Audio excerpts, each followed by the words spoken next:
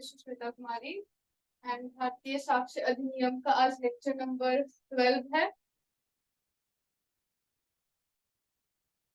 आज का टॉपिक है हमारा स्टोपल। स्टोपल में हमारा सेक्शन 121 से 123 तक की है।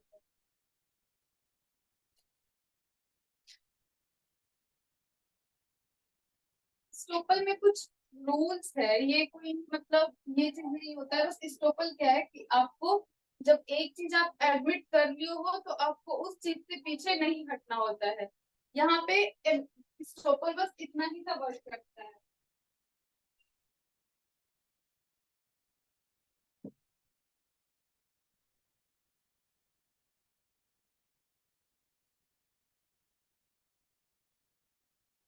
ये रूल ऑफ एविडेंस एग्जाम्पल देखो।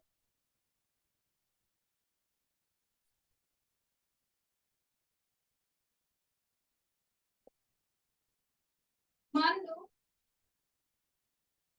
एक कोर्ट में कोई रेलिवेंट फैक्ट देता है,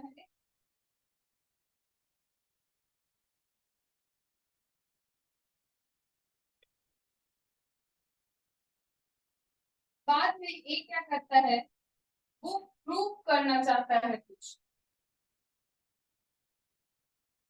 यहाँ पे वो रेलिवेंट फैक्ट को डिफरेंट वे में वो कुछ प्रूव करना चाहता है।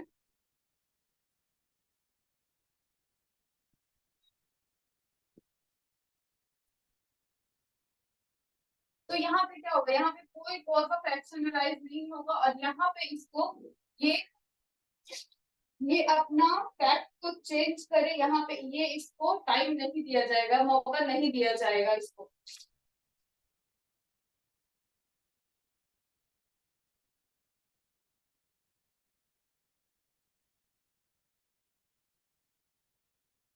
सपोज करो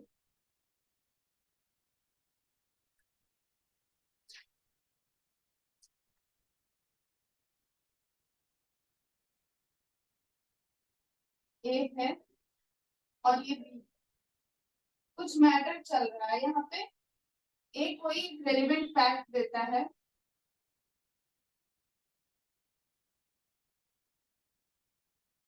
फिर बाद में जब सेकेंड हियरिंग होता है तो यहाँ पे ये कुछ चेंज करना चाहता है, तो लेकिन यहाँ पे ये चेंज नहीं कर सकता है।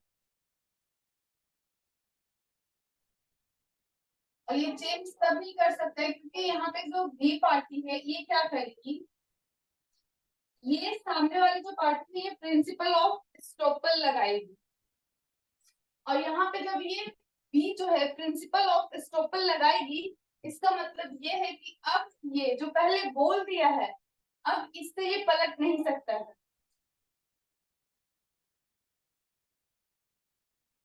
Principle of estoppel, principle of estoppel अगर बी लगा देती है तो ये जब लगाती है तो फिर कुछ भी प्रूफ नहीं कर सकता है।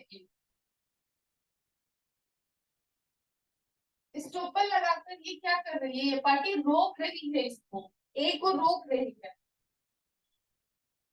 ये हम पहले भी प्रीवियस क्लास में पढ़े थे, जब कोई चैप्टर पढ़ रहे थे उसमें ये स्टॉपल का आया था।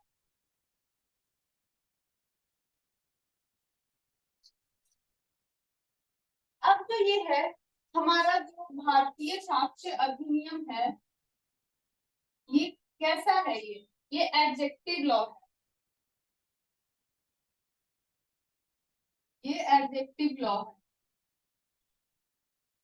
अब जो ये प्रिंसिपल ऑफ स्टॉपल है ये कहाँ से आया, तो प्रिंसिपल ऑफ स्टॉपल एक केस लॉ से आया है, आप वो लिख लो।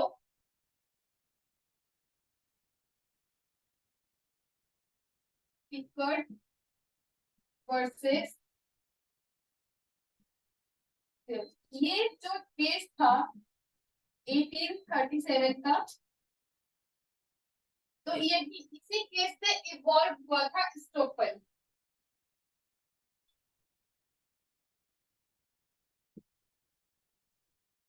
प्रिंसिपल ऑफ स्टॉपल इसी केस से इवॉल्व हुआ था।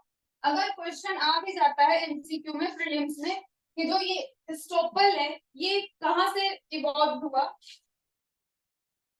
तो ये एक केस आपको याद रखना है कि यहाँ से इवॉल्व हुआ था।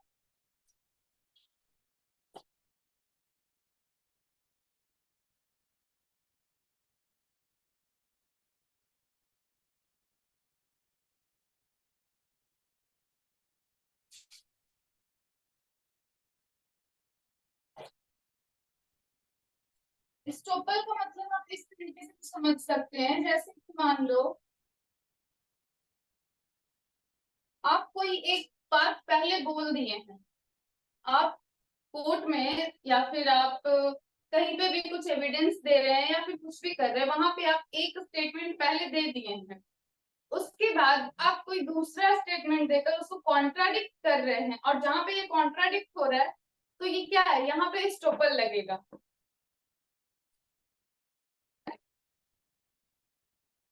इसके बाद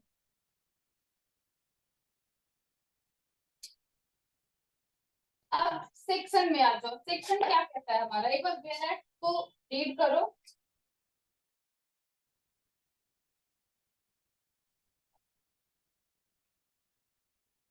बेनेट क्या लिखा है, बेनेट में लिखा है व्हेन अ पर्सन, अब यहाँ पे जो पर्सन दिया है ना सेक्शन 121 में, ये जो पर्सन दिया है, ये पर्सन का मतलब सबसे पहले तो एक नेचुरल पर्सन आएगा, नेचुरल पर्सन। अब नेचुरल पर्सन में कौन हो गए, नेचुरल पर्सन में हम लोग जैसे हो गए, जैसे मैं हो गई, आप हो गए, तो ये सब क्या है, ये नेचुरल पर्सन में आ गए। और एक दूसरा है जो कि पर्सन में हमारी कंपनी भी आएगी, कंपनी। इसके बाद क्या कहता है, have by his declaration act omission intentionally caused or permit another person to believe a thing to be true and to act upon such belief। अब मान लो ए जो है बी से कुछ कहता है, या फिर एग्जांपल ले लो, ए बी से बोलता है कि अगर अगर आप ये क्रीम लगाओगे तो आप बहुत ज्यादा सुंदर दिखोगे, या फिर ये क्रीम को अगर आप परचेज करोगे, इसको यूज करोगे तो आप बहुत सुंदर दिखोगे। तो यहाँ पे ए तो इतना बोलता है और बी क्या करता है, ए के कहने पे बी वो क्रीम ले लेता है।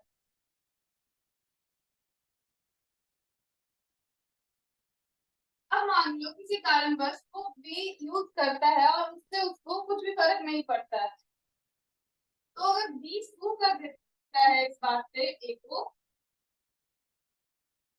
तो बाद में कोर्ट के पास जाकर ए ये नहीं बोल सकता है कि मैं तो मजाक कर रहा था, ये नहीं बोल सकता है। तो यहाँ पे क्या आएगा, यहाँ पे प्रिंसिपल ऑफ स्टोपल आएगा। देखो प्रिंसिपल ऑफ स्टोपल जो है वो कैसे वर्क करता है, इसको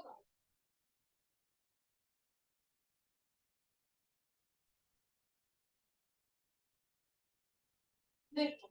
मान लो कि जैसे ये फिल्म वाला जो एग्जाम्पल था, तो ए के कहने पे बी क्या किया, बी एक्ट किया, एक्ट किया ना, वो क्रीम लिया तो ये एक्ट किया, पोजीशन को चेंज किया।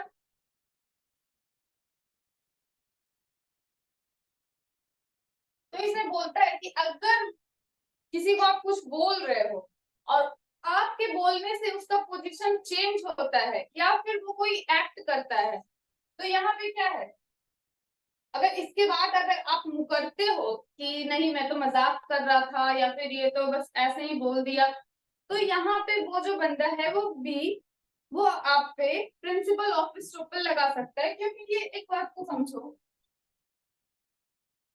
आपके के कहने पे या ए के कहने पे बी अपना पोजीशन चेंज किया, एक्ट किया, तो इससे क्या हुआ, बी का लॉस तो हुआ ना, तो बी को कंपनसेशन मिलना चाहिए, या फिर कंपनसेशन नहीं मिलेगा, इसको भी तो फेयर मिलना चाहिए ना, फेयरनेस या जस्टिस। जस्टिस क्या ही मिलेगा यहाँ पे। तो यहाँ पे बी के बिहाफ पे देखा जाएगा, या फिर यहाँ पे जो कोई पर्सन होगा उसके लिए भी तो देखना चाहिए, देखना होगा कि सामने वाले के साथ गलत हो रहा है, तो उसके लिए कुछ तो होना चाहिए। तो देखो क्या क्या होगा। सबसे पहले तो लिख लो, पर्सन में कौन कौन आएगा। Natural person, natural person, company. Estoppel कैसे काम करता है, कब स्टॉपल आता है इफेक्ट में। मान लो जब आप किसी को बोल देते हो कुछ और वो पर्सन एक्ट करता है, when a person act, आपके कहने पे वो पर्सन एक्ट किया, या फिर वो पर्सन क्या किया, when a person, when a person alter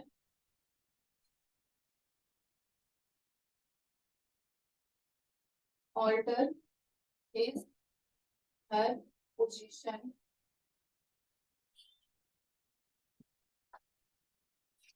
इसके बाद क्या लिखा है,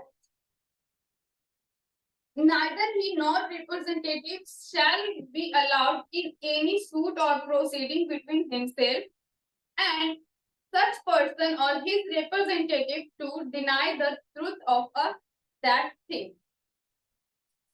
तो यहाँ पे क्या है, मतलब अब मान लो जैसे वहां तक तो कर लिए कि बिलीव किया वो पर्सन, उसके बाद वो एक्ट किया, अपने पोजीशन को चेंज किया। इसके बाद अगर आगे सामने वाला सू कर देता है तो वो कोर्ट में इस चीज को डिनाई नहीं कर सकता है कि मैं तो मजाक किया था या मैं ऐसे ही बोल दिया। तो इस चीज ये नहीं कह सकते हो आप। इसका इलस्ट्रेशन भी दिया हुआ है, इसका इलस्ट्रेशन समझो क्या लिखा है।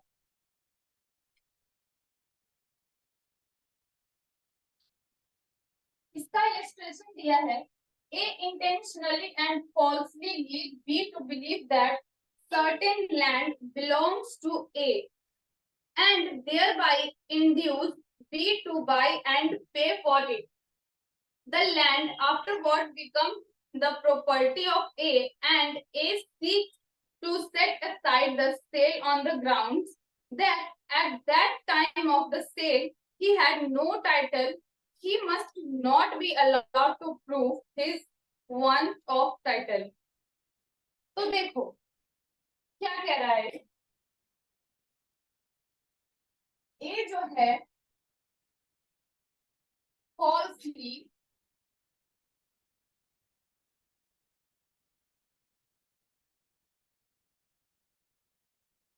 फॉल्सली क्या करता है, बी को मिसरिप्रेजेंट करता है। ए बोलता है बी से कि ये कोई पीस ऑफ लैंड है जिसको वो बेचना चाहता है, जो कि ए के पोजीशन में नहीं है वो लैंड।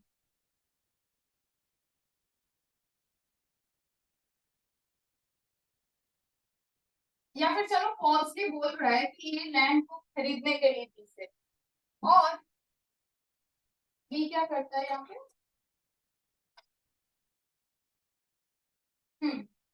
बी पे करता है अमाउंट, बी पे कर देता है।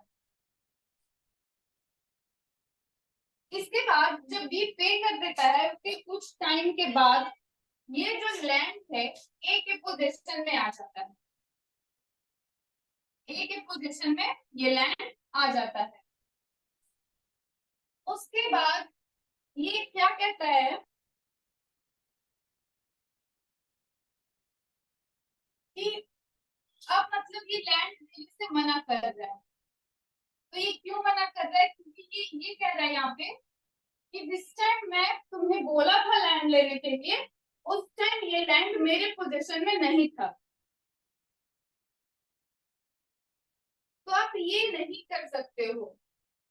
आप पेमेंट ले लिए हो, अब आपको ये लैंड बी को देना होगा या फिर कंपनसेट करो। तो यहाँ पे क्या लिखा है कि जब वो उसके पोजीशन में आता है तो फिर वो ये चाहता है कि ये जो सेल वाला जो बोला था इसको सेट असाइड कर दो। इस बेसिस पे, इस बेसिस पे कि जिस टाइम मैं बोला था कि लैंड आप खरीदो, उस टाइम वो लैंड मेरे पोजीशन में नहीं था या फिर उसका टाइटल नहीं था मेरे पास। तो आप ये चीज बोलकर आप ऐसा नहीं कर सकते क्योंकि यहाँ पे प्रिंसिपल ऑफ एस्टॉपल अप्लाई हो जाएगा।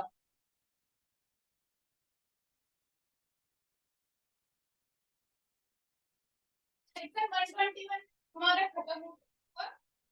अब आ जाओ सेक्शन 122 में। 122 क्या कहता है?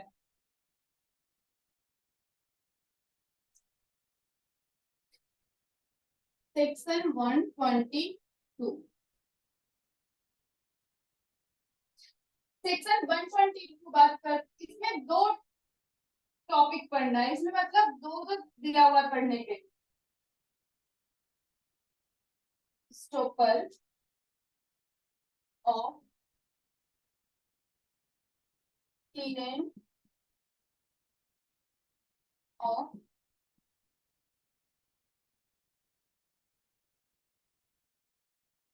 licensing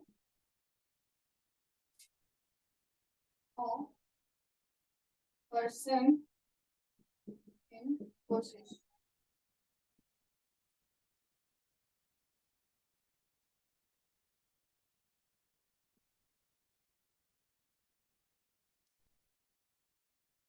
इस मेन से आती है और इसमें लाइसेंस के बारे में भी पढ़ेंगे, लाइसेंस के बारे में।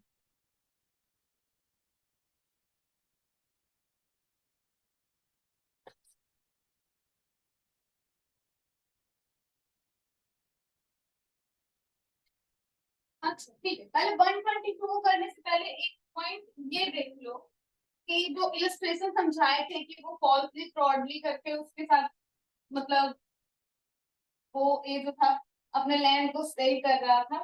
तो यहाँ पे समझो फ्रॉड और स्टॉपल।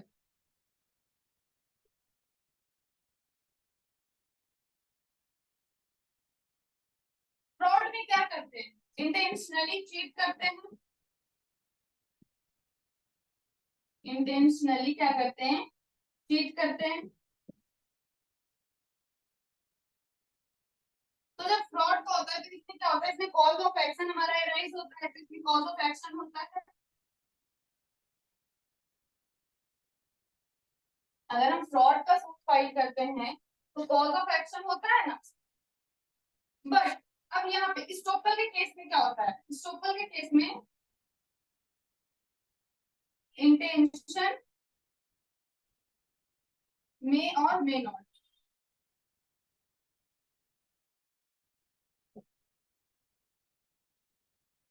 और इसमें क्या है? No cause of action.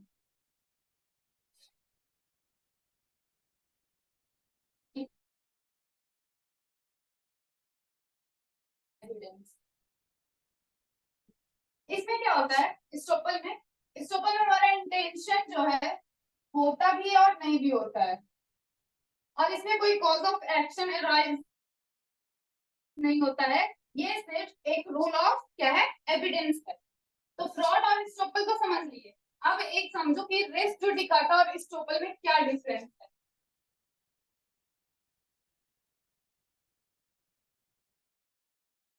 क्योंकि स्टॉपल भी क्या कर रहा है? रोक रहा है, रोक ही रहा है ना कि अब आप पलट नहीं सकते हो। तो दिमाग में तो ये सवाल आएगा ही कि तो फिर रेस जुडिकाटा भी लग सकता है यहाँ पे। तो ये देख, रेस जुडिकाटा और स्टॉपल।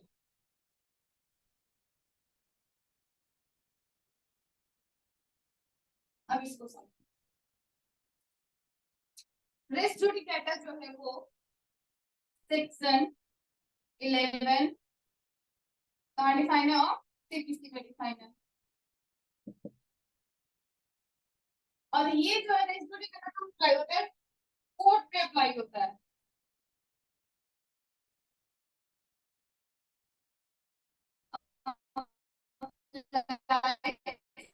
ऑन कोर्ट, तो क्या है?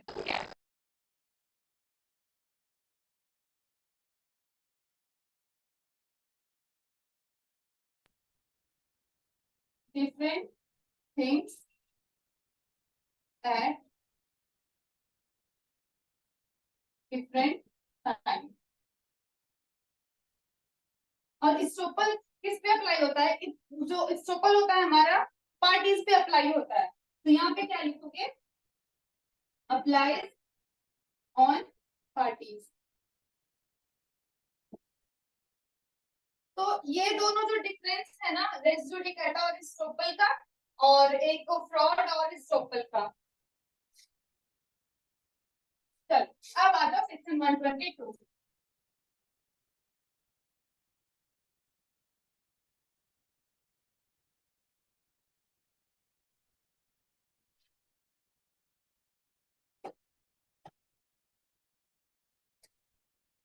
तो चलो पहले ये टीनेंट और लाइसेंसी वाला समझते हैं कि क्या कह रहा है 122। पहले बेरेट को रीड कर रहे हैं, उसके बाद फिर समझाएंगे। इसमें लिखा है no tenant of immovable property और a person claiming through the such tenant shall during the continuance of the tenancy or any time thereafter be permitted to deny that the landlord of such tenant had at beginning of the tenancy। इसमें एक example से समझो।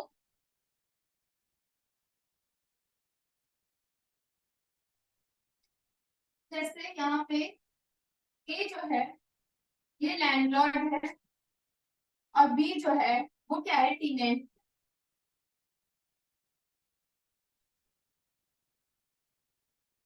अब ये जो landlord है किसी भी कारणवश बी को क्या करता है, इविक्ट कर देता है,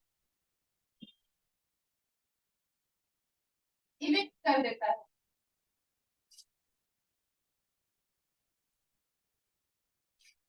अब जब ये बी को इविक्ट करता है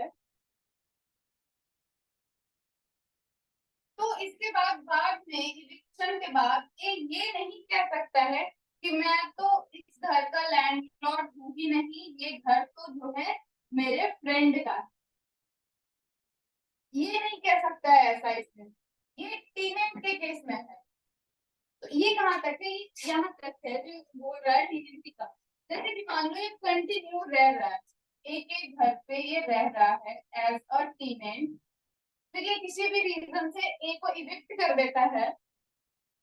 इविक्ट करने के बाद अगर मान लो किसके साथ गलत हुआ है, ऐसे ही इविक्ट कर दिया है, तो मान लो कि सू कर देता है, बी जो है वो ए को सू कर देता है यहाँ पे। तो जो ए जो है ये कोर्ट में ये नहीं बोल सकता है कि ये जिस घर में रह रहा था वो घर तो मेरा था ही नहीं, वो तो घर मेरे फ्रेंड का था, मैं तो उस घर का लैंडलॉर्ड हूँ ही नहीं। तो ये ऐसा नहीं कह सकता। यहाँ पे क्या आ जाएगा, यहाँ पे प्रिंसिपल ऑफ स्टॉपल आ जाएगा। इसके बाद लाइसेंसी के केस में क्या होगा ये देख।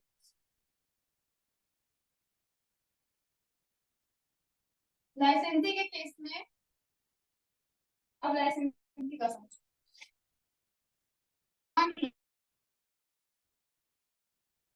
ये जो घर है ये घर ए का है, ये ए का घर है, और बी कोई पर्सन है जिसको ए क्या कह रहा है कि ए जो है बी को परमिशन दिया हुआ है, अलाउ किए हुए है कि ये इसके घर में आकर इसके घर में जो भी प्रॉब्लम्स है, जैसे इलेक्ट्रिसिटी को लेकर होगा, वाटर सप्लाई को लेकर होगा, कुछ भी दिक्कत होगा, तो ये बी को बोला है कि आप मेरे घर आकर इस चीज को ठीक कर दो। ठीक है, तो यहाँ पे लाइसेंस दिए हुए, परमिशन दिए हुए है, इसको परमिट किए हुए कि हाँ आप आओ और मेरे घर में इलेक्ट्रिसिटी नहीं आ रहा है या पानी नहीं आ रहा है, इस चीज को आप ठीक करो। तो बी पार्ट में ये नहीं कह सकता है कि अगर मान लो ये नहीं जाता है तो बाद में बी बोलता है कि ये तो ए का, ये मतलब ए के पोजीशन में तो है ही नहीं ये हाउस, तो ए के पोजीशन पे ये क्वेश्चन नहीं उठा सकता है, क्योंकि ए तो खुद इसको लाइसेंस दिया हुआ है कि आप आओ और आकर मेरे घर में जो भी दिक्कत है उसको ठीक करो। तो लाइसेंसी का मतलब यहाँ पे ये है।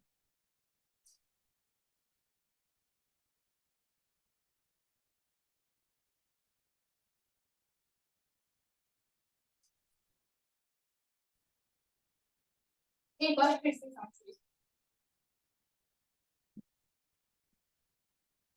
ये ए का घर है, ये ए का घर है, एक घर में इलेक्ट्रिसिटी को लेकर दिक्कत है, कुछ दिक्कत है, इस घर में बिजली नहीं आ रही, ये बी को लाइसेंस परमिट किया हुआ है कि आप मेरे घर पे आओ और मेरे घर पे आप उसको ठीक कर दो।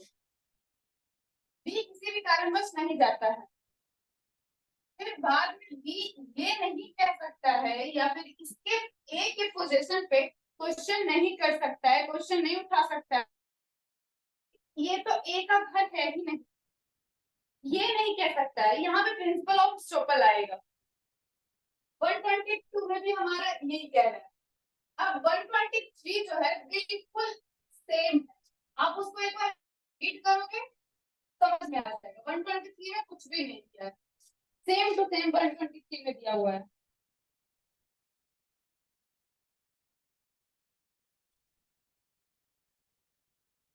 और इस चैप्टर यहाँ पे खत्म हो जाता है, तो आ जाओ चैप्टर 9।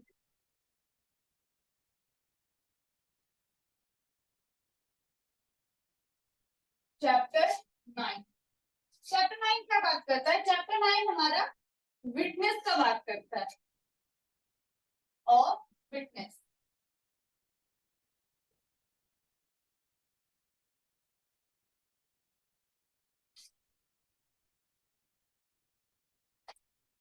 विटनेस का चैप्टर शुरू करने से पहले इसका इंट्रोडक्शन समझ। विटनेस, अगर कोई विटनेस बन रहा है तो उसमें क्या क्या होना चाहिए?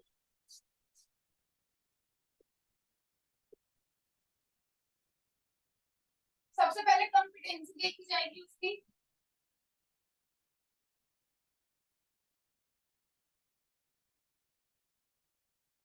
क्रेडिबल देखा जाएगा, क्रेडिबल या फिर रिलायबल। तो ये सब कैसे डिफाइन होगा, ये सब कैसे पता लगेगा? ये नेक्स्ट चैप्टर में आपको पता लगेगा, जब हम examination, chief examination, re examination जब पढ़ेंगे तब यहाँ पे इसका ये पॉइंट आएगा। अब थर्ड है हमारा क्या, वेटेज देखा जाएगा, वेटेज, या फिर इसको कह सकते हैं कि जो एविडेंस दे रहा है वो एविडेंशियल वैल्यू देखा जाएगा, एविडेंशियल वैल्यू देखा जाएगा। अब कॉम्पिटेंसी को देखने, कॉम्पिटेंसी दो तरीके का होता है, एक तो वो होता है जिसको कोर्ट परमिट नहीं कर सकता है या जिसको कोर्ट कंपेल नहीं कर सकता है। नॉट परमिट, नॉट परमिटेड, पहला तो ये हो सकता है कि कॉम्पिटेंसी वो नॉट परमिटेड बाय कोर्ट होगा। दूसरा क्या होगा, नॉट कंपेल।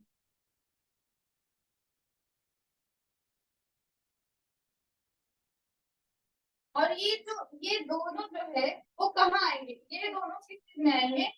ये दोनों आएंगे प्रिविलेज कम्युनिकेशन में, प्रिविलेज कम्युनिकेशन में आएंगे ये दोनों।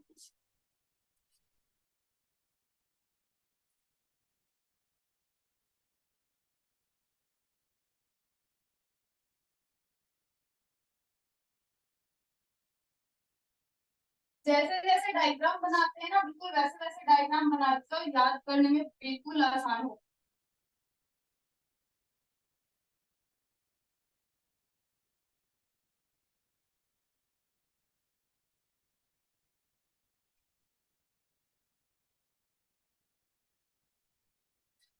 इसका 124 का सेक्शन क्या कह रहा है?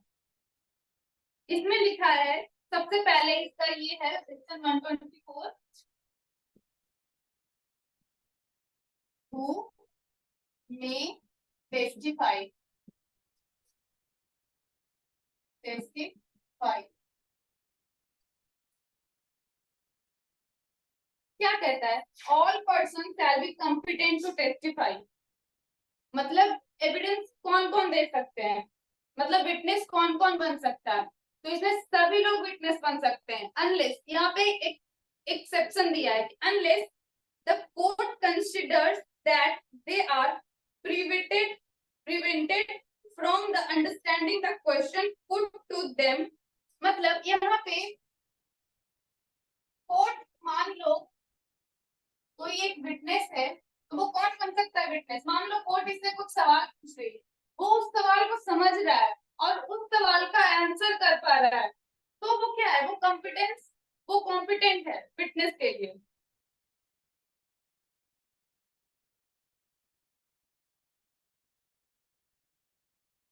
From giving rational answer to those question.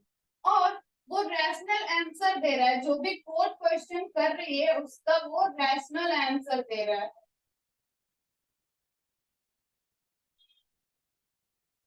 By tender years, extreme old age, disease, whether of body or mind or any other cause of the same kind। अब मान लो एक्सेप्शन में कौन कौन आएगा, ये देखो, एक्सेप्शन वाला लिख लो, एक्सेप्शन में कौन कौन आएगा। एक्सेप्शन में पहले आ जाएगा टेंडर ईयर। तो इसमें कौन कौन आएंगे टेंडर ईयर्स में? इसमें वो छोटे छोटे बच्चे आ जाएंगे, जो कहते हैं ना चाइल्ड विटनेस, यहाँ पे वो आएंगे। मान लो कि अब वो जो बच्चा है वो नहीं समझ पा रहा है, तो क्यों नहीं समझ पा रहा है वो सवाल को? क्योंकि वो बहुत छोटा है, तो वो ये हो गया। सेकंड में आ गया हमारा old age.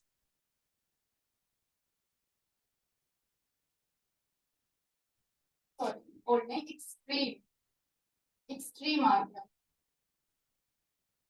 Extreme old age.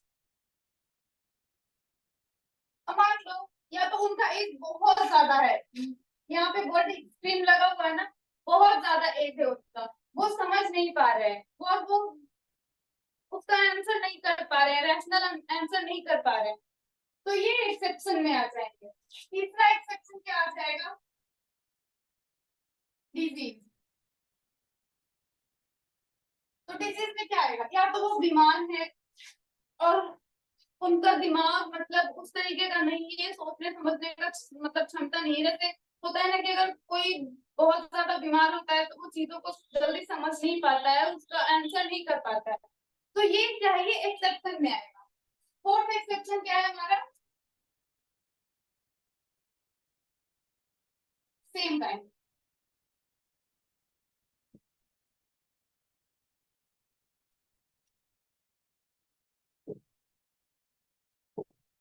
Other cause of same kind.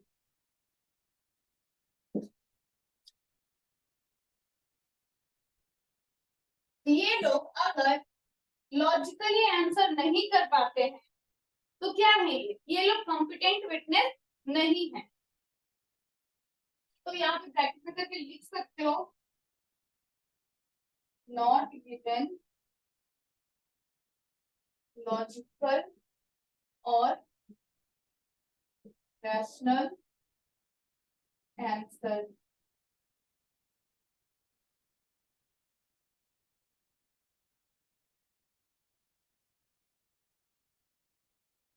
them they are not competent।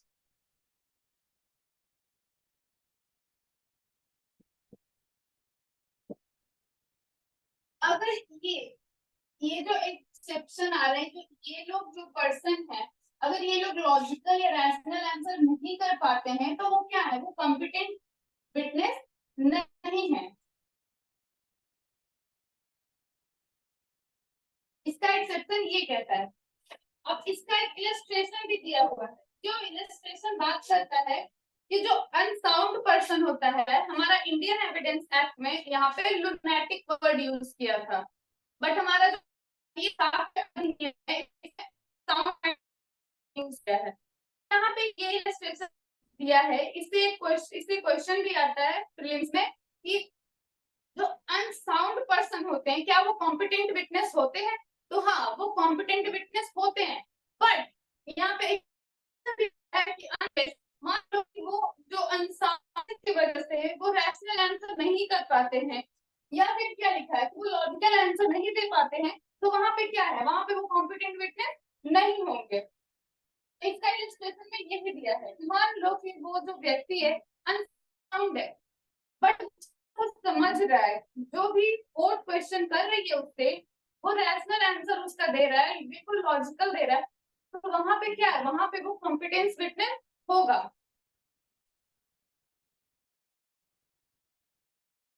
तो इसका एक्सेप्शन भी लिख लो 124 का, और एक्सप्लेनेशन भी हो गया 124 का।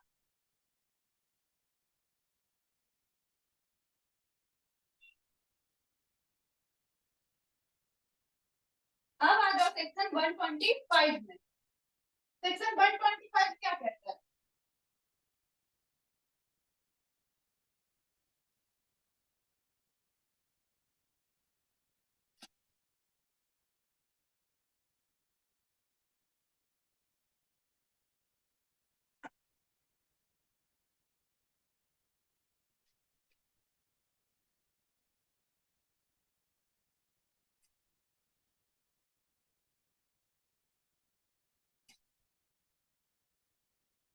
सेक्शन 125 विटनेस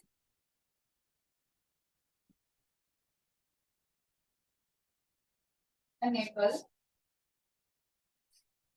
to communicate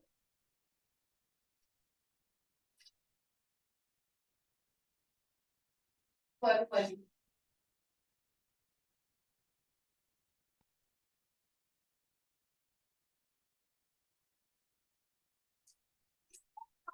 से और जानते हैं कि यहाँ पे आ भी सकता है तो लिख लेना। सेक्शन 125 डील करता है किससे? Dumb witness. Dumb witness.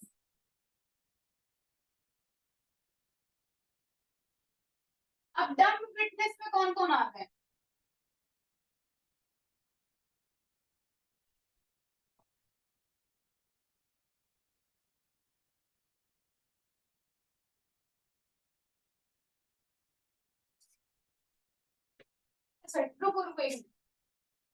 Section 125 को समझने से पहले ये दो चार पॉइंट और है, उसको समझ लो कि जो कॉम्पिटेंट विटनेस होता है वो कौन कौन, उसमें कौन कौन आते हैं, कॉम्पिटेंट विटनेस में कौन कौन आते हैं।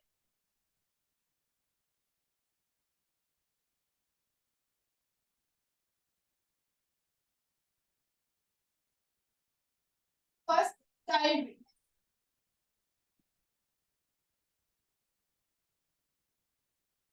तो चाइल्ड विटनेस ये कॉम्पिटेंट है, ये कैसे पता लगेगा? पहले इनसे डायरेक्ट तो वो सवाल नहीं किया जाएगा, इनसे पहले छोटा मोटा कुछ सवाल किया जाएगा।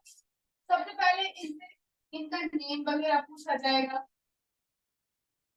इनका एड्रेस पूछा जाएगा, ज्यादा से ज्यादा फिर इनके फादर्स का नेम पूछा जाएगा। इनसे ये जो चाइल्ड विटनेस होते हैं इनसे पहले कुछ छोटे छोटे सवाल पूछे जाएंगे, जिससे क्या पता लगेगा कि ये जो बच्चा है ये समझ पा रहा है या नहीं समझ पा रहा है। क्योंकि अगर ये समझ पा रहा है तो ये क्या है, ये इसका आंसर देगा। और ये सब जो कोर्ट इतना पूछती है ना, इससे कोर्ट क्या करती है, कोर्ट आइडेंटिफाई करती है कि जो बच्चा है वो सही सही समझ पा रहा है या नहीं समझ पा रहा है, मतलब क्या राइट है क्या रॉन्ग है, ये समझ पा रहा है बच्चा या नहीं समझ पा रहा है। और अगर मान लो कि ये जो बच्चा है ये आंसर दे रहा है तो ये क्या है, यहाँ पे ये चाइल्ड विटनेस कॉम्पिटेंट विटनेस में आएंगे।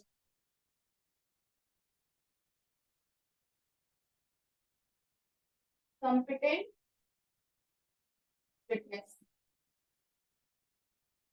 चाइल्ड विटनेस हमारा क्या होता है, कॉम्पिटेंट विटनेस होता है। अब आ जाओ सेकंड। हाँ, इसमें एक सवाल और आ सकता है कि ऐसे क्या होता है, विटनेसेस का ओथ लिया जाता है, बट अगर जो ये बच्चा है ये क्या है, लेस देन 12 इयर्स है, तो हम इससे ओथ नहीं लेंगे।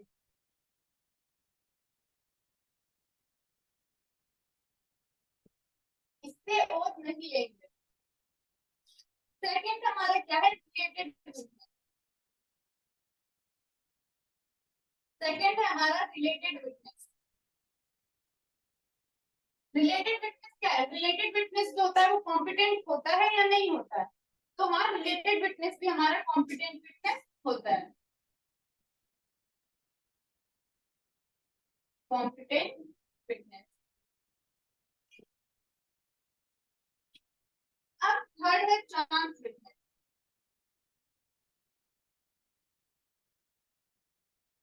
चांस विटनेस, चांस विटनेस क्या होता है, चांस विटनेस का ना कोई मतलब केस चल रहा हो तो उससे उस केस में उसका कोई मतलब नहीं, कोई रोल नहीं, तो फिर ये चांस विटनेस होता क्या है।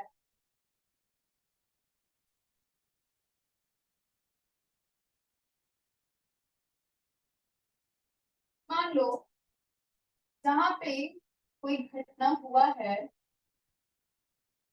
वहां पे वो विटनेस गया हो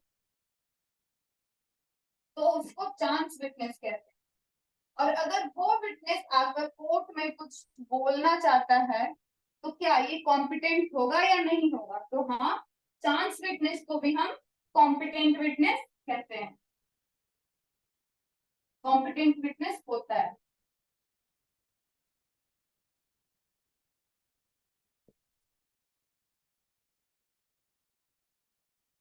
ये सब जो है ना चाइल्ड विटनेस के बगल में शॉर्ट में ही लिख लो कि कॉम्पिटेंट विटनेस होता है, रिलेटेड विटनेस भी होता है, चांस विटनेस भी होता है, और जो बच्चे 12 साल से कम की उम्र के होते हैं उनसे ओथ नहीं लिया जाता है,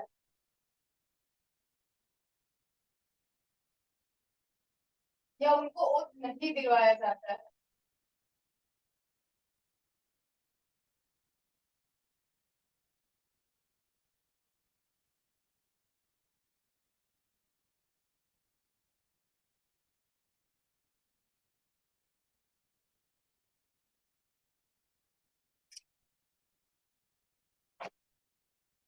अब एक है लास्ट, फोर्थ, accomplice।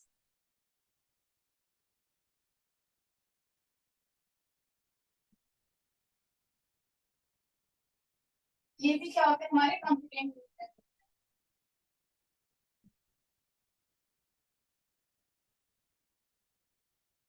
जब हम ये चैप्टर पढ़ेंगे ना तो इसको अच्छे से डील करेंगे।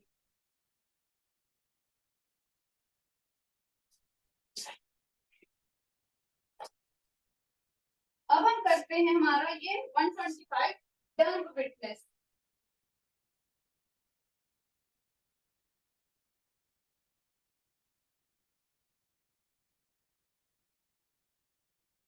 सेक्शन 125 ये करता है हमारा witness unable to communicate verbally.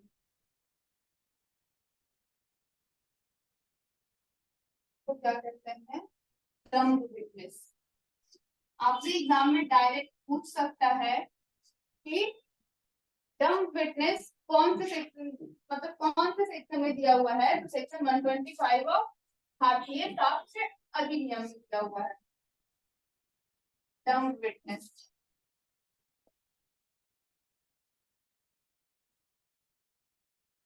कौन आते हैं डम्ब विटनेस में। तो जब आप इसको डायरेक्ट को पढ़ोगे ना तो समझ में आ जाएगा। चलो एक बार रीड कर लेते हैं।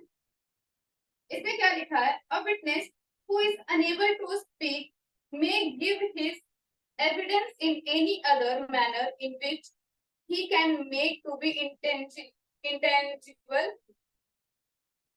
as by writing or by sign, but such writing must be written and the signs made in open court and evidence so given shall be deemed to be oral evidence। और जो ये dumb witness है ना, ये या तो ये written में है या फिर साइन लैंग्वेज से दें। ये एविडेंस जैसे भी देंगे ना, इनका जो एविडेंस है वो ओरल एविडेंस माना जाएगा, वो ओरल एविडेंस में आएगा।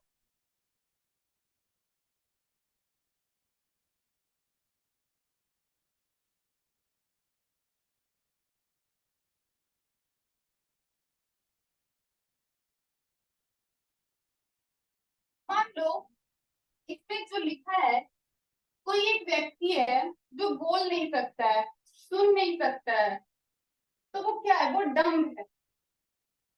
इस सेक्शन के अकॉर्डिंग उसको डम्ब विटनेस बोला गया है।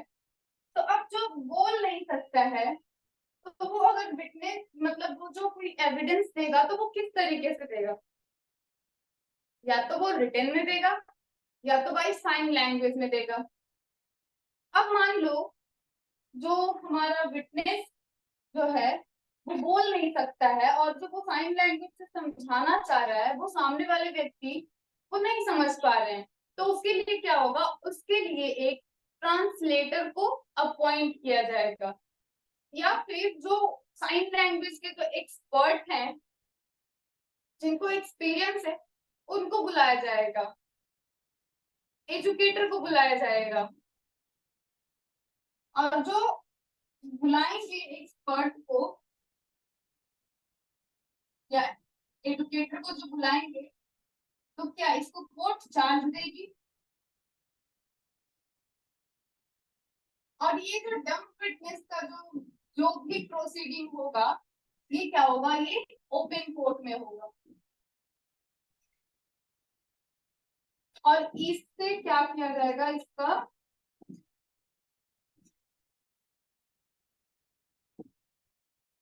प्रोवाइजो में दिया हुआ है, ये जो मैं अभी बात बताई कि अगर सामने वाले व्यक्ति नहीं समझ पा रहे हैं कि सामने वाला पर्सन साइन लैंग्वेज में क्या समझाना चाह रहा है, तो वो रिटन में देंगे। या अगर मान लो वो लिख भी नहीं सकता है, वो लिख भी नहीं सकता है, तो फिर साइन लैंग्वेज से वो जो भी समझाना चाह रहा है वो नहीं समझ रहे तो एजुकेटर जो एजुकेटर है उनको बुलाया जाएगा या फिर एक ट्रांसलेटर को बुलाया जाएगा। और ये सब जो भी मतलब ये जो फिटनेस जो कुछ भी बोलेगा ये क्या होगा, एक तो ये ओपन कोर्ट में होगा, दूसरा इसका वीडियोग्राफी होगा। तो आज के लिए बस 125 तक पढ़ेंगे, 126 से हम कल करेंगे। अगर आप हमारे जुडिशियल लॉ क्लासेस में इनरोल होना चाहते हैं, नीचे दिए गए टोल फ्री नंबर पे हमें कांटेक्ट करें और आपको हमारे क्लासेस कैसे लग रहे हैं ये हमें जरूर बताएं। Thank you. और आपको ये सारे नोट्स आज से लेकर लेक्चर 1 से लेक्चर 12 तक की नोट्स आपको टेलीग्राम चैनल पे मिल जाएगा, जो सुष्मिता ऑफिशियल के नेम से अगर आप सर्च करोगे तो आपको मिल जाएगा। वहां पे आप अगर पीडीएफ मांगोगे पीडीएफ मिलेगा, रिटर्न मांगोगे रिटर्न में मिलेगा, अगर आप चाहते हो कि वो टाइप किया हुआ हो तो आपको वो भी मिलेगा। Thank you.